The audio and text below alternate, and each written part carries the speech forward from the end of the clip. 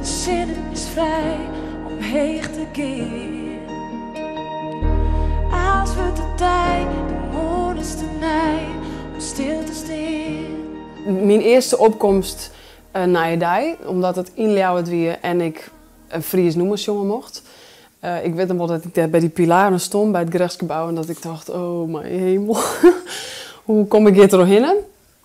Maar toen ik die eerste Friese woorden, de nacht is voorbij, en toen moest ik me omdraaien. Toen moest ik in dat plein rennen, zeg maar, op die catwalk.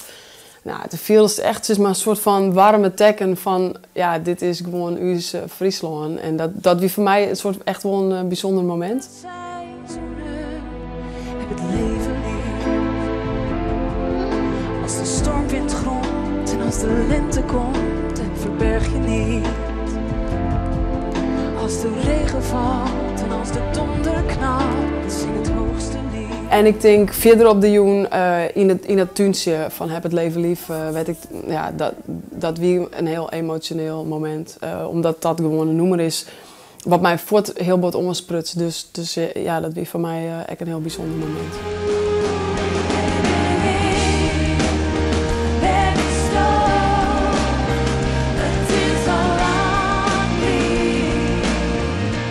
Ik denk dat de Passion mij ja, in ieder geval een volle meer naamsbekendheid bracht had. Ik bedoel, er had 3 miljoen mensen zien hoe ik Maria wie. En mensen die mij kon, had denk ik een andere kant van mij zien. En mensen die mij nog net kon, ja, die leren die dan voor het eerst kennen. Dus ja, dat is ineens voort een enorme soort bom van aandacht die op mij al kwam. Ik denk dat ik na de Passion nog wel oren maanden in een soort sneltrein weer. Van dan moest ik daarheen en dan moest ik naar dat programma en dan moest ik daar naar de radio en die bellen mij op. En, dus die sneltrein had nog wel even een satron. En eigenlijk, ja, dat weer een enorme top eigenlijk wel. Maar al denk ik soms dat het zo beter is, kan ik het niet helpen dat ik je soms mis.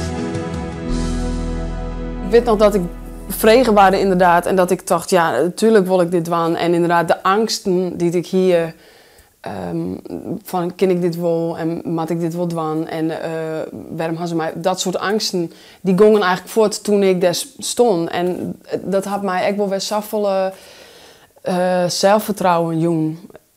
Werd ik daarvoor altijd dacht, ja, zulke soort dingen, dat moet ik net doen en dat ken ik net. En nu denk ik heel vaak, nou ja, ik maar gewoon proberen. Want misschien ken ik het wel.